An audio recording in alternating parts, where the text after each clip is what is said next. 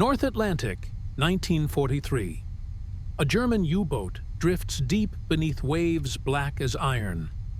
Inside, the air is still, humid, and heavy with diesel fumes. Every man is silent. Every sound matters.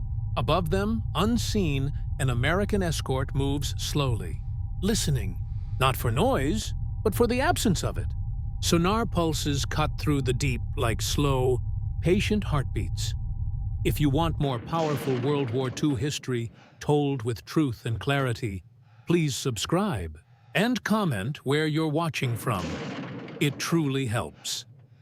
The silence is about to break. The silence that surrounded German U-boats in the early years of World War II was not just tactical. It was strategic.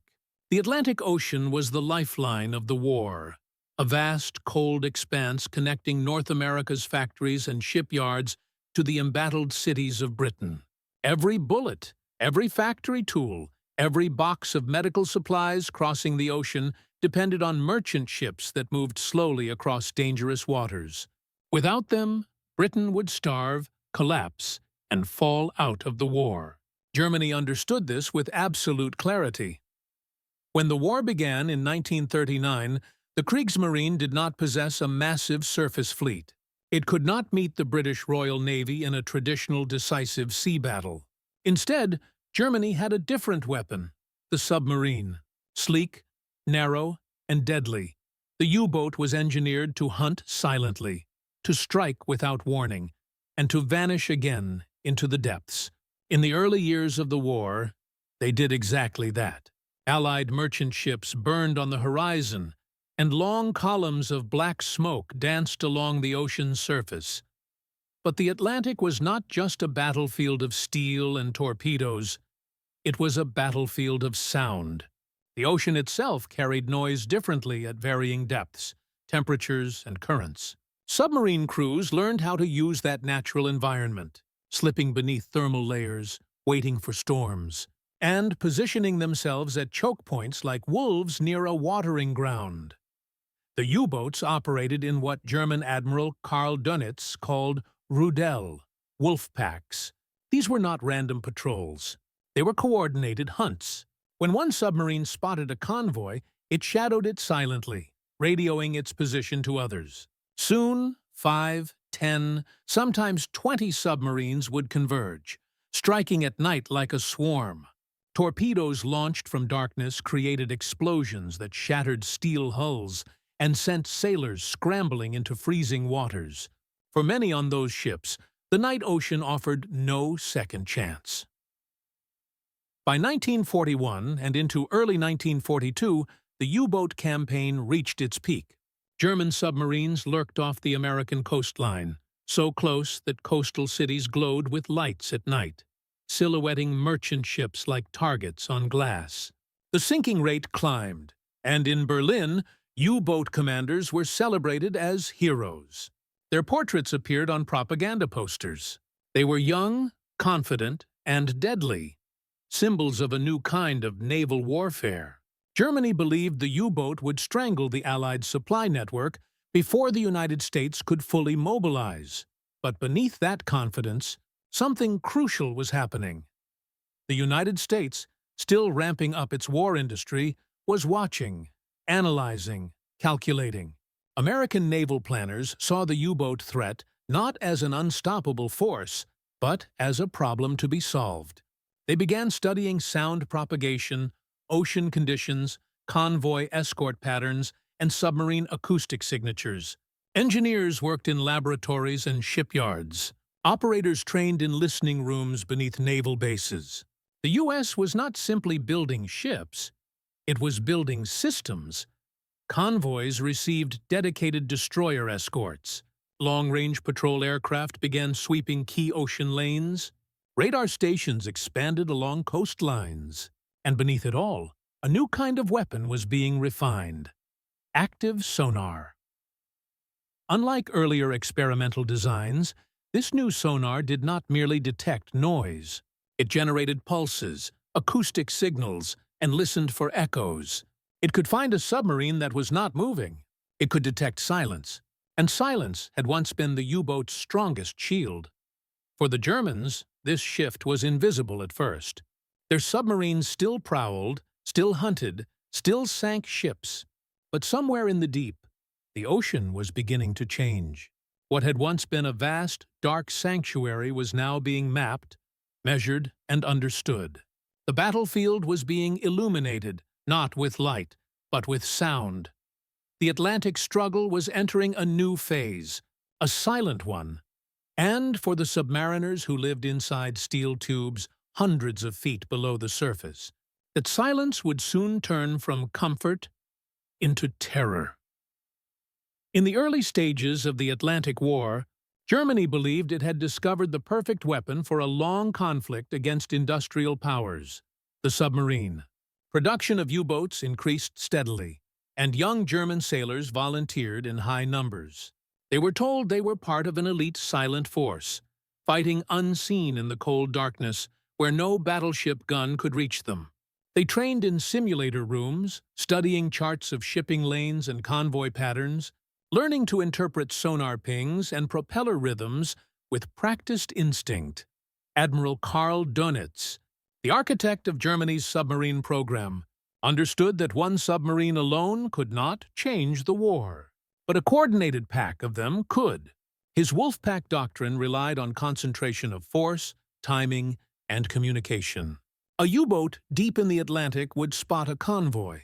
Instead of attacking alone, it shadowed silently, radioing its location back to headquarters. This signal triggered a chain reaction. Multiple submarines would converge across miles of ocean, adjusting positions like predators responding to the scent of prey. Night was their ally. On moonless seas, a U-boat could surface and keep pace with a convoy using diesel engines, which allowed higher speed.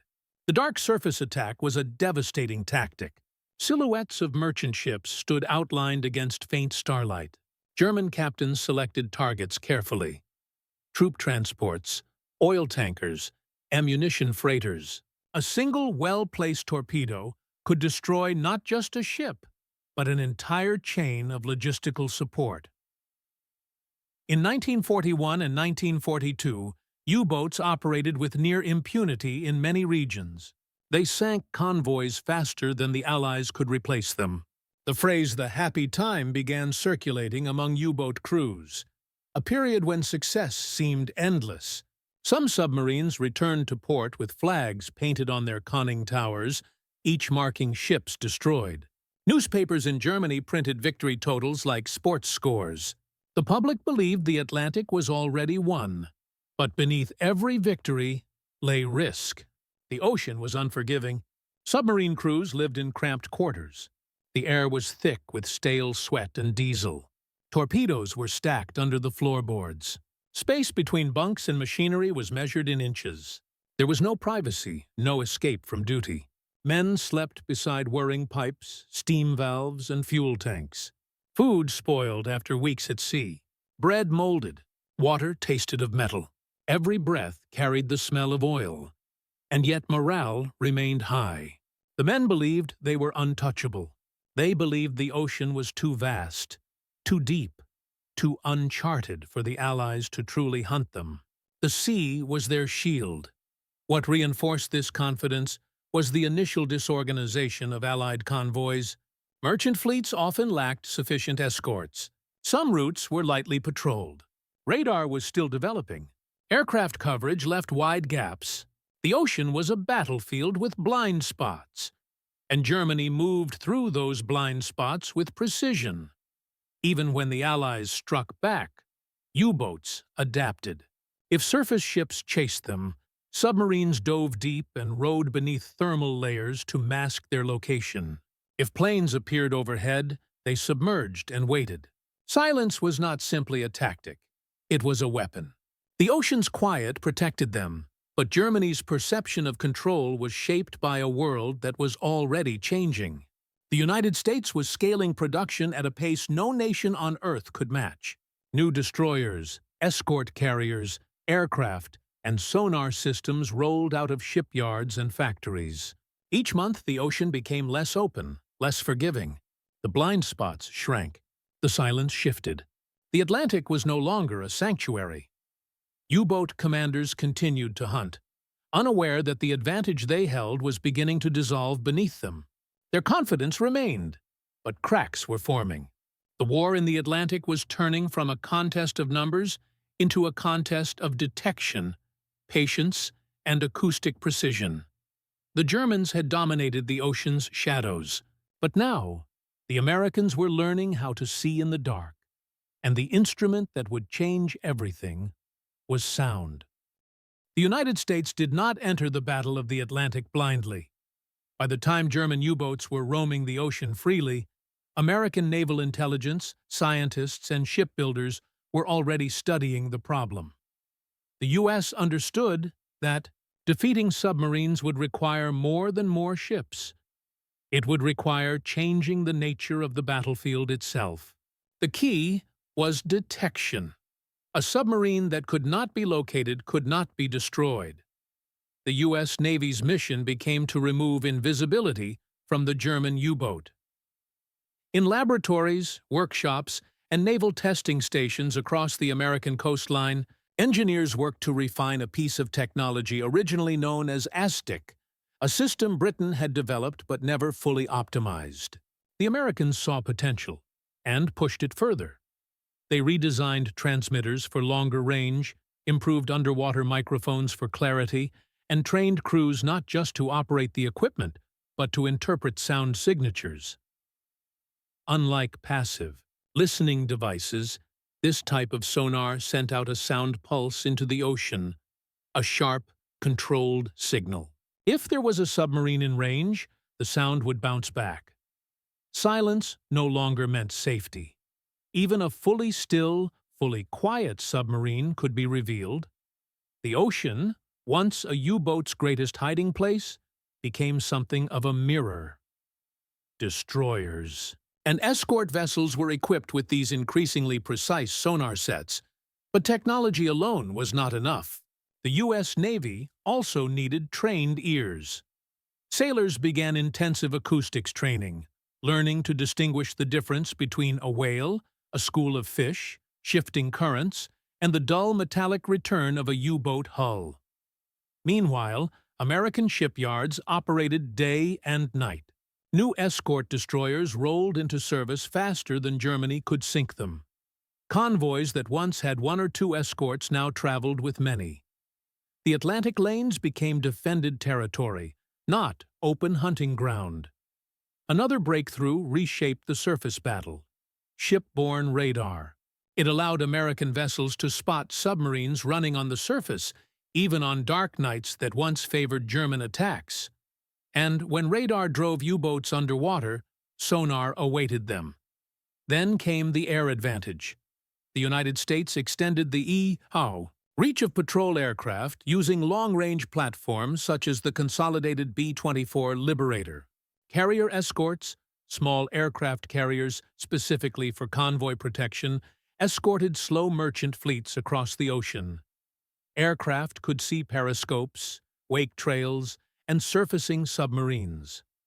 What once required hours of searching by ship took minutes from the sky. But technology was only part of the transformation. The U.S. Navy restructured doctrine to match the new tools. Hunter-killer groups were formed. An escort carrier in the center, surrounded by destroyers equipped with sonar and depth charges. Supported by radar-guided patrol aircraft above, these were not defensive escort forces. They were offensive submarine hunters. Their mission was not merely to protect convoys, but to seek out submarines and eliminate them. The shift in the Atlantic was subtle at first. German U-boat commanders continued to believe the ocean favored them. But gradually, reports began to return to Berlin. Submarines not coming back, patrols not reporting in, wolfpacks disappearing without contact. The Americans were not reacting anymore. They were searching, tracking, and executing. And the tool at the center of this transformation, the pulse of sonar, created something the U-boat crews had never experienced before: A battlefield where silence was no longer safety. A battlefield where the ocean itself was beginning to betray them. Soon, the submariners who once believed they were the hunters would find themselves hunted in return. Inside a German U-boat, silence was more than discipline. It was survival. The men lived in a metal cylinder, no wider than a city bus, and no longer than a small freight car. Every foot of space was used, every valve and pipe exposed. There were no empty corners, there was no privacy. A single noise, a dropped wrench, a misplaced boot, a metal cup rattling against steel, could reveal the submarine's location to a listening enemy above. The crew learned to move with the rhythm of the engines, the soft hum of batteries, and the low groan of the pressure hull. Their lives were measured in mechanical sounds. When those sounds changed, when engines shut down, or when the hull creaked under deeper pressure, the men felt it immediately. Silence was not calm. Silence was tension. By late 1942, U-boat crews knew the Allies were improving, but they did not yet understand how. They only knew they were being detected more often. Depth charges began falling with more accuracy. Escorts appeared faster. Air patrols arrived in places previously thought safe. At first, commanders believed this was coincidence, or luck, or temporary setback. But deep inside the submarine, ordinary sailors began to feel something else. The ocean no longer felt like an ally. It felt like it was turning against them. To avoid sonar detection, U-boats relied on tactics that required intense discipline. When a submarine dove to escape detection, the engines were cut. The submarine shifted to battery power. Every man lowered his voice to a whisper. Tools were secured. Instruments were handled like fragile glass. No one slammed a hatch. No one dragged a shoe across the deck. Even coughing was controlled. The men breathed softly, slowly, like prey hiding from a predator. Sometimes, the order was given to go silent running, a state where the submarine tried to become almost acoustically invisible. Pumps were slowed or stopped. Electric motors ran at their lowest speeds. The submarine drifted more than it maneuvered. The air inside thickened with heat and sweat. Condensation dripped from the ceiling like rain. During these silent runs, the only sounds were the deep, slow creaks of the pressure hull adjusting against sea pressure, the faint mechanical hum of the propeller at minimal speed, the beating of the crew's own hearts. Above them, American sonar pulses echoed through the dark water. Slow, methodical, searching. Each pulse sounded like a clock ticking down. Ping. Silence. Ping. Silence. The ocean became a chamber of anticipation. The men listened, not with ears alone, but with nerves stretched thin. A steady sonar rhythm meant the enemy was searching. A sudden acceleration in pings meant detection. And then came the worst moment.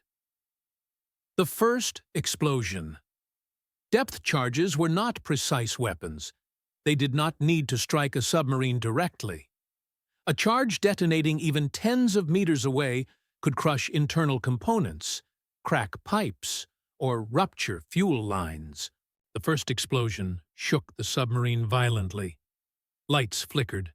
Dust and rust flakes drifted from overhead pipes. The smell of diesel and metal intensified. Another explosion. Then another. Each one closer. Each one louder. Men grabbed rails. Some prayed silently. Others stared at the ceiling, listening for the groan that meant the hull was nearing its breaking point. Voices were low and controlled. Panic was a luxury no one could afford. Every U-boat sailor knew that below a certain depth, steel could no longer withstand the pressure. The ocean would collapse the submarine instantly. No escape. No final message. Just silence, returning to silence. Yet despite fear, they continued. They followed orders. They trusted their training. They believed they still held the advantage of invisibility. But that belief was fading. American sonar was improving faster than German countermeasures. Allied aircraft now carried radar and magnetic detection gear. Destroyers patrolled more aggressively. Convoys moved with air cover. Hunter-killer groups roamed the open ocean, searching not just to protect, but to attack. What had once been the U-boat's greatest strength, the vast emptiness of the Atlantic, had become a map of sound patterns, search grids, and organized pursuit. The Germans were no longer unseen, and the turning point was approaching. The month when silence finally failed them. Black May, 1943. The turning point arrived slowly at first, then all at once. By early 1943, German submarines had already begun to notice changes in their hunting grounds. Convoys that were once loosely guarded now moved in tighter, more disciplined formations. Escort ships reacted faster, maneuvered with purpose, and pursued contacts with persistence that had not been seen before. Something had shifted. But Berlin did not yet grasp how significant the shift truly was. The catalyst was organization. The United States Navy had learned to coordinate technology, intelligence, and fleet movement as a single system. Sonar-equipped destroyers no longer acted alone. They operated in coordinated sweeps. Radar-equipped aircraft searched where ships could not. Escort carriers launched scouting patrols hundreds of miles from convoy routes. The Atlantic, once open and chaotic, was becoming a battlefield shaped by American command and control. The submariners noticed changes first in the sounds. The ocean, once quiet except for distant propeller thrum, now pulsed with sonar pings at irregular intervals. Aircraft engines echoed above more often, and ships that had once passed over them without notice now turned sharply, bearing down on their locations. Something, or someone, was guiding the pursuit. In the spring of 1943, the change became undeniable. Convoy ONS-5 was crossing the North Atlantic against headwinds and heavy seas. Slow merchant ships struggled in rough conditions, making the convoy vulnerable. German command saw opportunity and dispatched multiple U-boats to intercept. A wolfpack formed. The battle that followed lasted days. Torpedoes struck several ships, fires spread across dark waters, and the convoy appeared ready to break. But the American escorts did not scatter or retreat. They pressed forward. Destroyers pushed aggressively into submarine contact signals, forcing U-boats to dive. Sonar pulses tracked them through dense layers of shifting water temperature. Radar-equipped aircraft swooped in when submarines surfaced to recharge batteries. The sea became a trap that compressed from above, below, and all sides. This was no longer the pattern of hunter and hunted. It was a coordinated eradication. Within days, dozens of U-boats were damaged or destroyed. Some dove beyond safe depths to escape. Others limped away to base, engines failing and crews exhausted. The wolfpack had not simply failed. It had been broken. And then came a month that would mark the end of German control of the Atlantic, May 1943, German. Sailors would later call it Black May. In that single month, 41. Froturi. U-boats were sunk. Dozens more were damaged beyond repair. Thousands of trained submariners were lost. Supplies, morale, and strategic confidence collapsed. The ocean floor began to fill with steel tombs. The psychological effect was devastating. Before 1943, U-boat crews believed they could strike anywhere. Now, they no longer felt safe in any ocean. Every dive carried uncertainty. Every sonar ping rang louder than the one before. The silence they once trusted had turned hostile. The oceans they believed they commanded now felt mapped, charted, and hunted. Hunter-killer groups led by American escort carriers played an enormous role. A small carrier could launch planes continuously, forcing submarines underwater where they were slow, vulnerable, and blind. Meanwhile, destroyers tracked them with sonar. The submarines were trapped between two battlefields, the air above and the deep below. Their once powerful tactic of surface night attack was rendered obsolete. The U.S. Navy also introduced new anti-submarine weapons, such as Hedgehog, forward-firing depth bombs that exploded only upon impact with a submarine hull.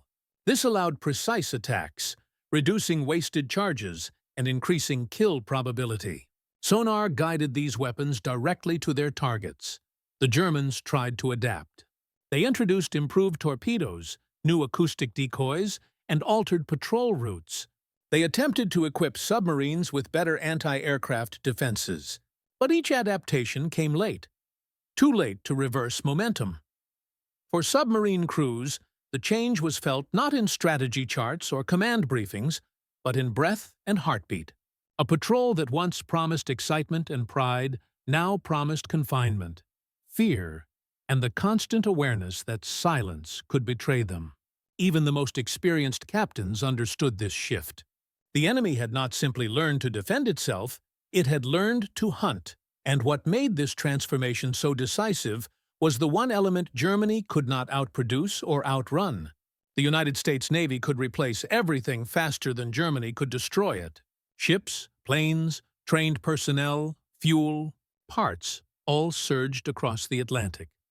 For Germany, every lost submarine represented a trained crew that could not be replaced, a captain with irreplaceable experience, industrial capacity already strained beyond limit, a strategic plan collapsing under arithmetic by mid-1943. The meaning of silence had changed forever. What was once a shield now became a spotlight. The ocean was no longer theirs. After May 1943, the strategic situation in the Atlantic changed in a way that could not be undone. German U-boats, once the hunters of the sea, were forced into a defensive posture.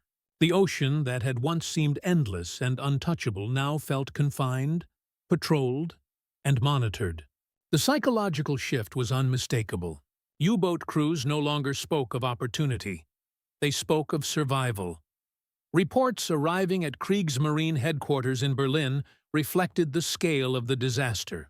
Patrols that had once returned with confidence now came home battered, oxygen-scarred, and shaken.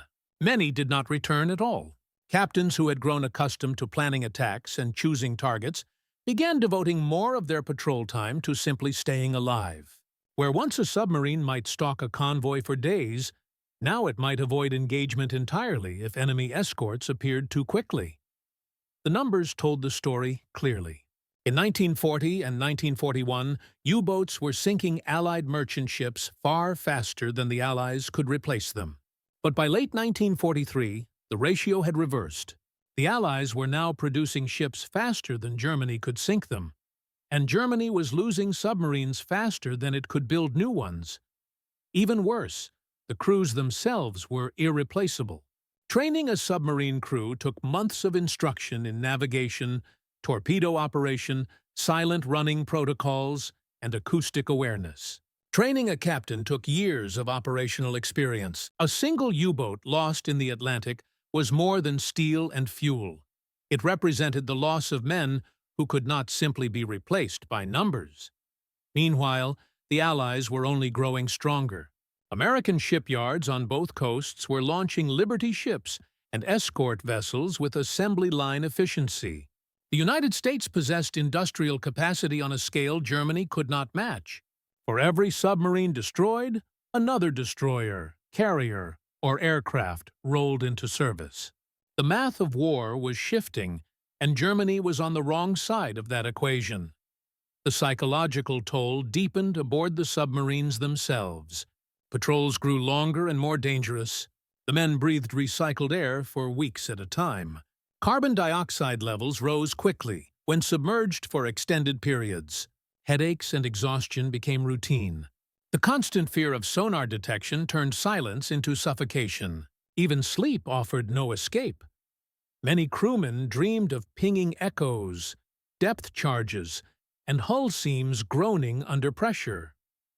Morale declined sharply. Letters from home spoke of shortages, rationing, bombing raids, and uncertainty.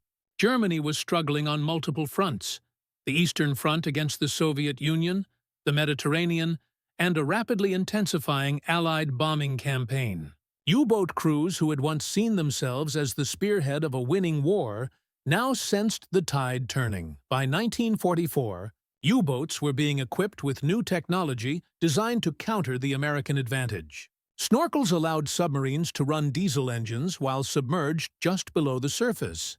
New radar detectors warned crews of aircraft. Stronger anti-aircraft guns were installed on conning towers. But these improvements were reactive, incremental, and ultimately insufficient. The Allies continued refining their systems. Long-range patrol aircraft now covered almost every major convoy route. Escort carriers formed mobile strike groups capable of reaching deep into the North Atlantic. Sonar operators trained with increasing sophistication, learning to detect decoys and false echoes. The U.S. Navy no longer reacted to the submarines. It anticipated them. The loss rate reached a point of no return. By the end of the war, approximately 75% of all German submariners were killed. Over 28,000 men never came home. More than 700 U-boats were sunk. No branch of the German military suffered a higher fatality rate. Yet the most profound loss was strategic. Germany had built its early war naval strategy on the assumption that submarines could starve Britain into submission. When the U-boat campaign failed, that goal became impossible. Britain remained supplied. The United States continued to send fuel, artillery, food, tanks, ammunition, and aircraft across the Atlantic in massive volumes. And with those supplies came the force that would later land in Normandy. The collapse of U-boat effectiveness was not simply the failure of a weapon. It was the opening of the path to Allied victory in Western Europe. The Battle of the Atlantic had started as a silent war in the deep. Now, its outcome would echo across continents. The Battle of the Atlantic did not end with a single moment, or a single sinking, or a single tactical breakthrough. It ended when the very nature of the ocean changed.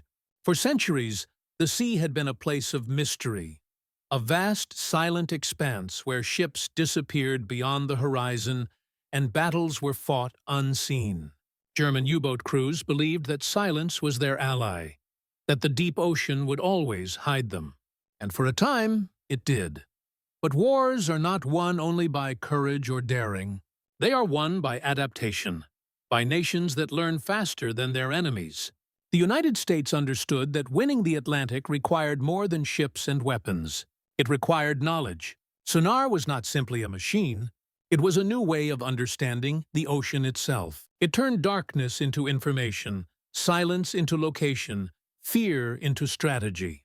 It allowed the U.S. Navy to fight an enemy it could not see, in a domain where mistakes left no survivors. For the men inside the submarines, the ocean went from sanctuary to trap. They entered the war believing they held the advantage, believing they were the unseen hunters of the deep. But the ocean does not belong to those who claim it. It belongs to those who can navigate its mysteries. When sonar pulses began to move through the dark water, revealing what had once been hidden, everything changed. The story of the U-boats is not just a story of machines or strategy. It is a story of human tension, endurance, fear, and resolve. It reminds us that even the most powerful advantage can disappear when the world around it evolves. And in the end, the ocean did not fall silent. It spoke in echoes, and those echoes carried the future of the war.